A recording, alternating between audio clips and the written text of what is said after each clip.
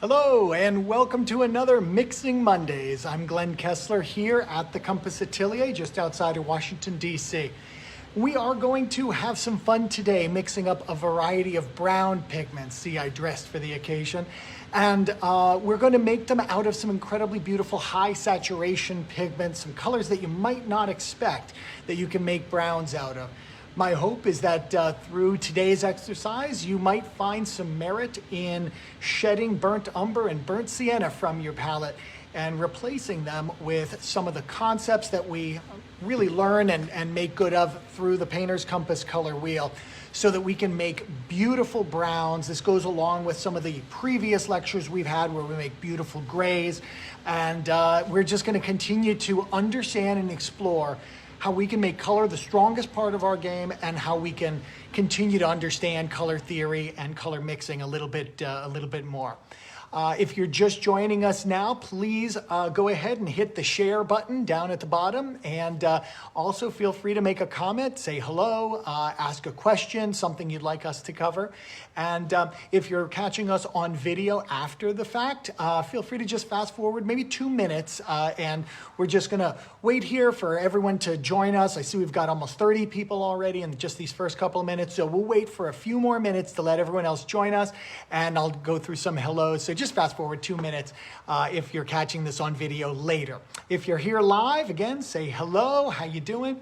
And if you wouldn't mind sharing this with your network down below, that does great for letting your art friends know that this might be going on. It gives you an opportunity to share in the communication that you can then talk about these after the fact with your friends and your art colleagues. So we're doing great work so far, I think, with getting the word out. Last week, I believe we had almost 600 views on our videos. So thank you guys for tuning in, for enjoying these, and for spreading the word. So let me say hello to Margot, who's joined us, and Nancy. Hello, Nancy. Got Marilyn joining us. Audrey, great that you're able to join us. Debbie Cohen, we've got Jean. Regina, again, a lot of the same names who've been joining us. So I'm glad that you guys are able to make some time and share this experience with me and with one another. I think it's such a valuable exercise. I really do. I think people are getting just so much out of these, and people are coming back and telling me in my classes how important they're finding these actual live mixes. So thank you, and we'll just continue to keep doing this as long as there is interest. Hello, Freddie. Hello, Paula. Hello, Alan. Hi, Cheryl.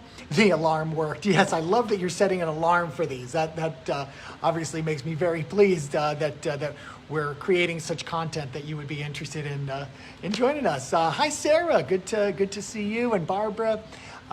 Yes, Jean, browns can be challenging, and we're going to get into that in just a second. Hi, Jacob.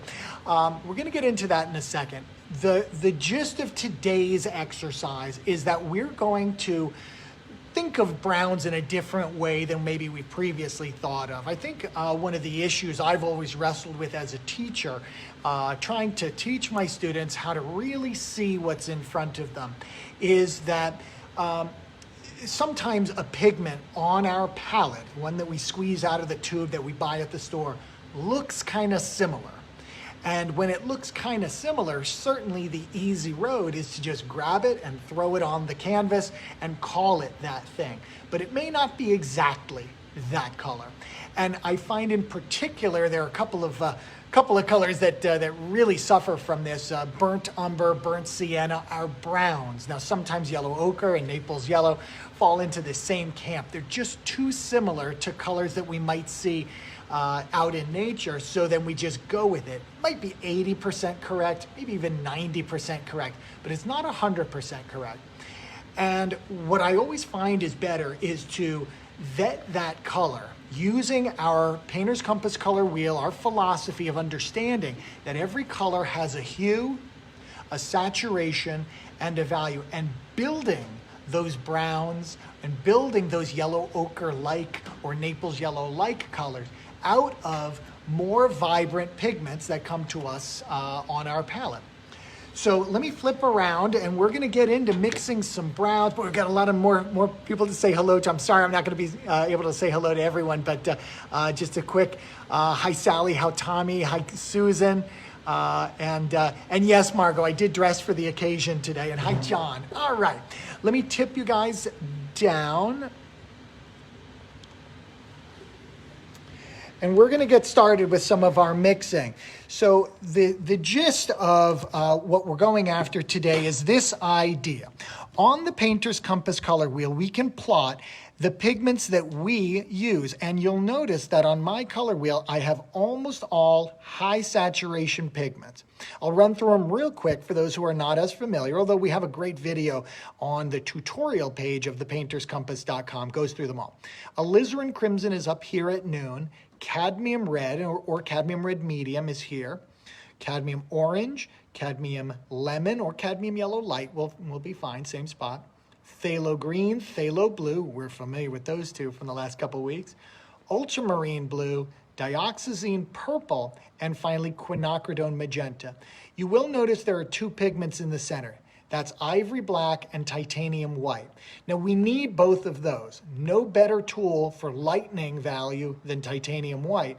And honest to goodness, guys, no better tool for darkening values than Ivory Black. I know a lot of people like to mix chromatic blacks, but I think I'll make a compelling point today, by accident almost, that we should probably not use Ivory Black either. What it really comes down to is the fact that when we're mixing colors together, what we're basically doing is we're creating a very tiny pointillist picture. So if you have red paint and you have blue paint and you're mixing the two of those together, what you're doing to create the purple in the middle is you're taking red molecules,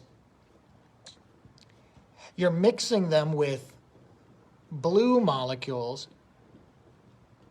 but you're putting them in such close proximity to one another that it almost appears as if you have a new pigment. So again, you're not actually synthesizing a new purple pigment. This is still red and this is still blue. But when they mix together, we lose the ability to see one or the other, and we see a combination color that is, really defined by how we understand color mixing. Purple in this case, but it is still bright red pigment and bright blue pigment creating the illusion of that purple. Well, let's take that forward to the concept of brown. Most of the brown pigments that you will buy, whether it's burnt umber, burnt sienna, raw umber, and raw sienna, are actually medium to low saturation pigments. They live down here. Burnt sienna kind of lives right in the medium of red-orange, burnt umber down through here, raw umber and raw sienna. Raw sienna is a little more over here in the orange to yellow-orange. Yellow ochre, we can talk about that. I mentioned that before. Yellow ochre lives out here.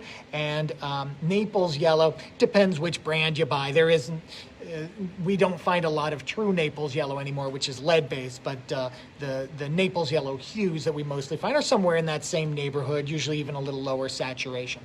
Anyway, the point of that is that all of these pigments live here, but they're not actually very intense colors that like our cadmium red, our cadmium orange, and our cadmium lemon. When we mix a brown that we see in nature and we make it match that spot, we would mix together cadmium red, cadmium orange, as we've learned, and then we would lower its saturation potentially with phthalo blue and phthalo green mixed together, and we'd arrive at the same point. So it would live at the exact same spot as burnt sienna, but it wouldn't be burnt sienna. Burnt sienna is just, if you don't know, it's dirt. It's dirt from sienna. Raw sienna is the raw dirt. Burnt sienna is basically incredibly heated up dirt. It's not completely burnt, but anyway.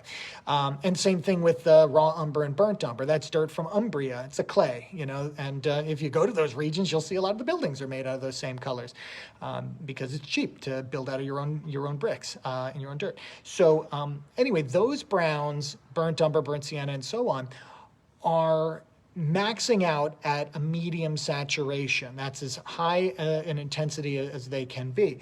But the mixed brown that we're making out of cad red, cad orange, phthalo blue, and phthalo green is just like our early example. It's just all of those high saturation pigments in close proximity to one another, so we can't see them individually, but they still do vibrate out at their maximum saturation. Our eye can see it or feel it. You can sense that vibration and that beauty and elegance to the color in a way that you never will when you're looking at an honest to goodness dirt brown that is never such a high saturation. So, let's have a look at some of these. So I've got some. I just want to show you what they look like. So we'll put burnt sienna up first. So there's some burnt sienna.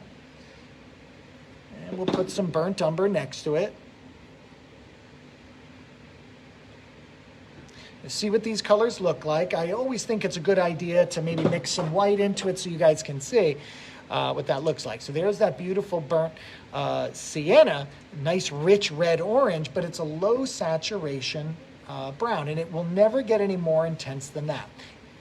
Here's our burnt umber. It's a little dark. That's going to be probably a little too dark for us to perceive here. So let me go ahead and add some white to that for you guys.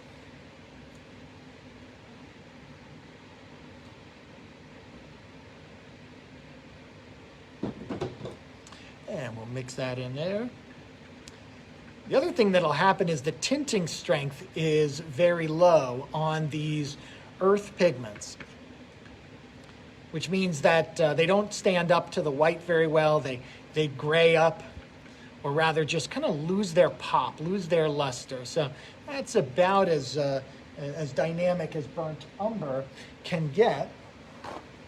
Do burnt sienna here.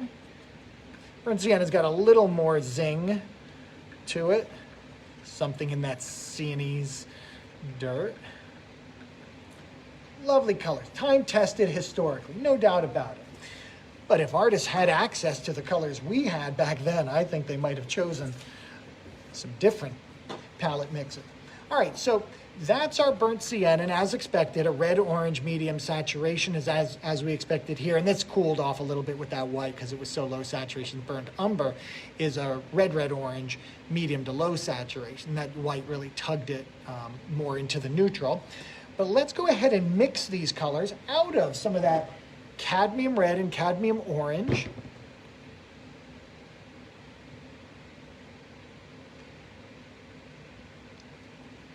And then we'll mix in some of its complement.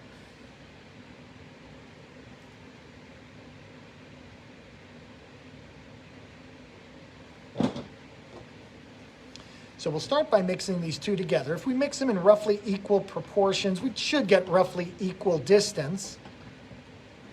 Right? If we mix equal parts of cad red and cad orange, if they are the same tinting strength, we should end up around here. Added just a little more red,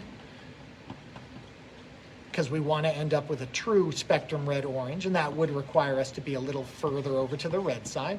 So there we go. That's our red-orange. Now that doesn't look like the burnt sienna at all, because we haven't added in our complementary color. So our complementary color for cad red, cad orange mixture, which has given us a red-orange hue, will be to mix in a blue-green hue. We can mix together phthalo blue and phthalo green in equal parts to arrive at that halfway point. Let's do that next. So our phthalo green.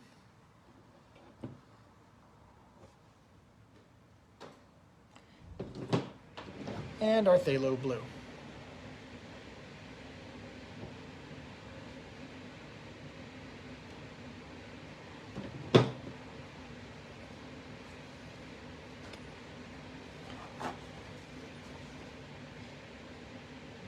A little more of that blue, so I'll just leave a little bit of that off to the side. And it's a lovely, I don't know if you can see in the scrapings through there, a lovely blue-green. Maybe a little more green needed there. I can see, I think I added too much blue. Perfect. There we go. If ever you're mixing a dark color, by the way, and you're not sure if you mixed it correctly, go ahead and add a little white off to the side. Don't damage the whole mix, but just a little white off to the side. Let me get that in the shot here. And you can see how it turned out. There we go. That's the kind of turquoise that I'm looking for. In fact, they sell this as a tube color, phthalo turquoise. It's just phthalo blue and phthalo green mixed together. A lovely color. Now don't let that damage this, because we're going to want to go with some of this into here. Check this out. If what we're doing works on this color wheel, then what we should see is a lowering of the saturation as we add a little bit and then ever increasingly more of the complementary color here. Watch as this red-orange passes through stages of brown, and if we add enough, all the way through to grays. You can see how that hue is changing. We're not just darkening it. Yes, that's got a darker value, but it's the blue-greenness in it that's reacting with the red-orangeness of this to create a slightly browner, or we call it lower saturation version of the color. The more we add, the lower that saturation gets until we arrive at something we can absolutely call brown. That's a beautiful color right there.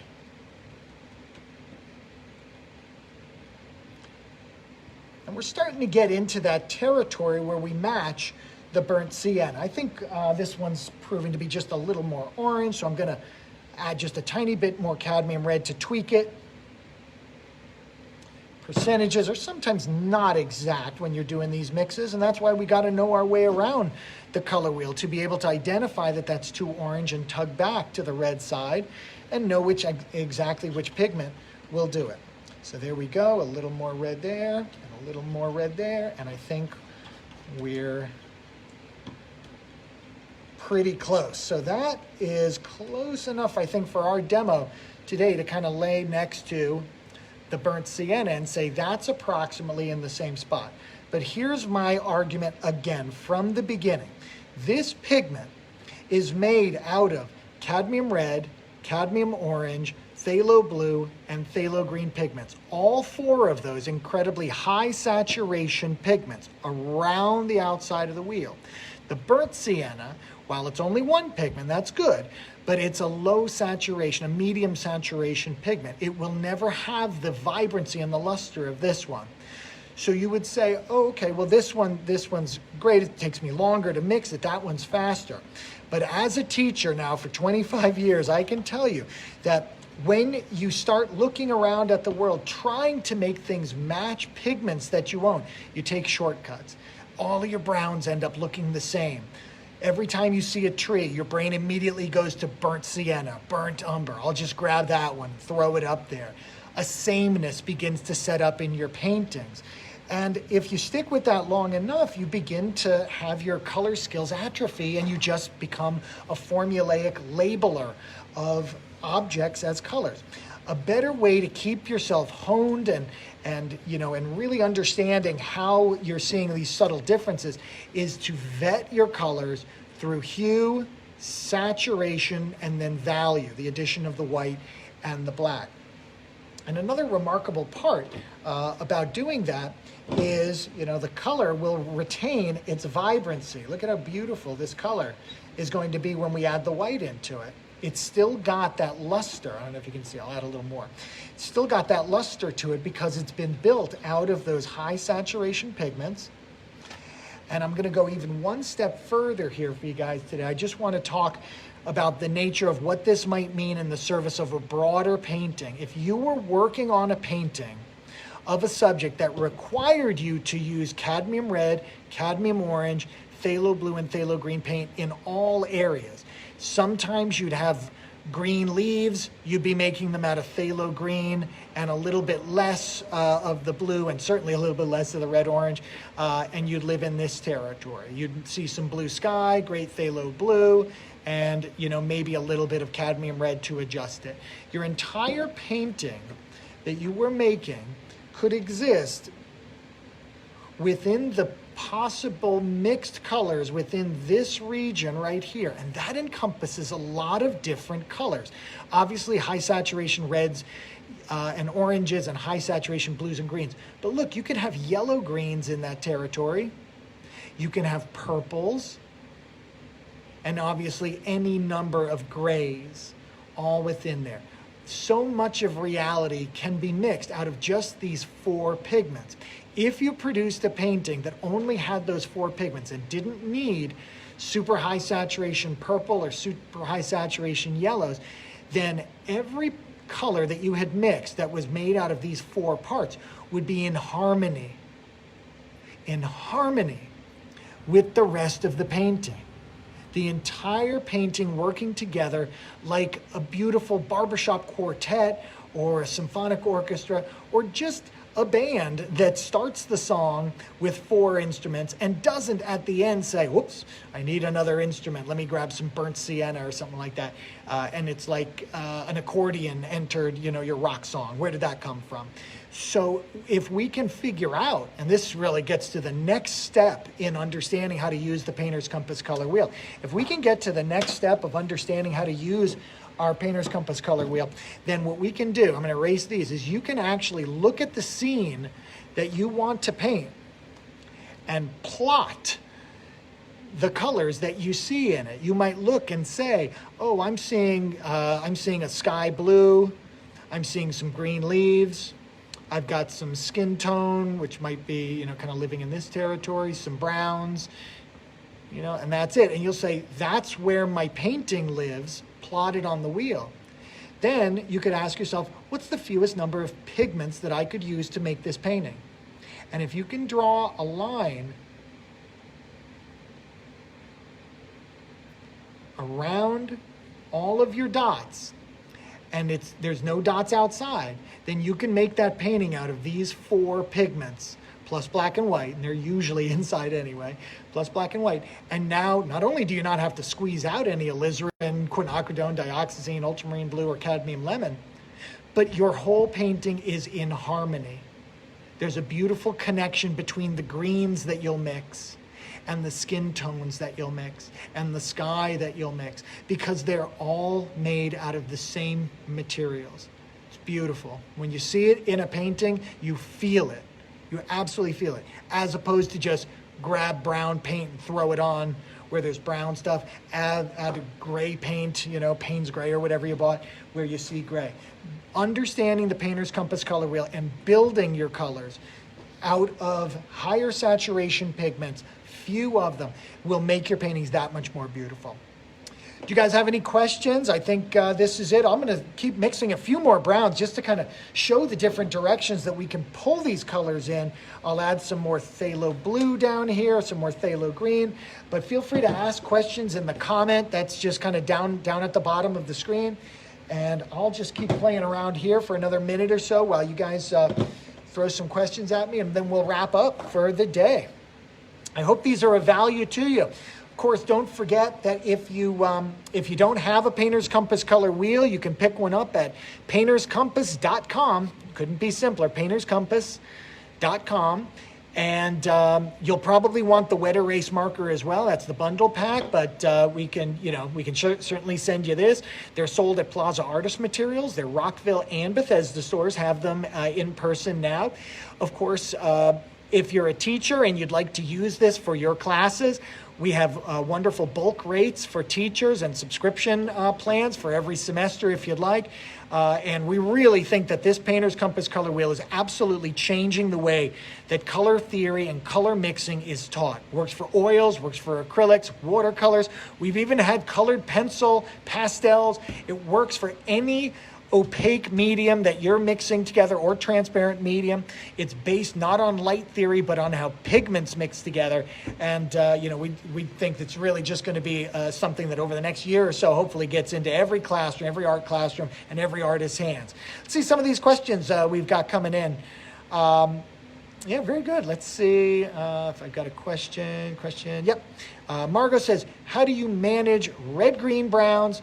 I find that the phthalo green pops out of that mix when put next to a lighter value color. So it's true that the phthalo blue, phthalo green mixture is a high saturation and very high tinting strength pigment. We have to be careful of it.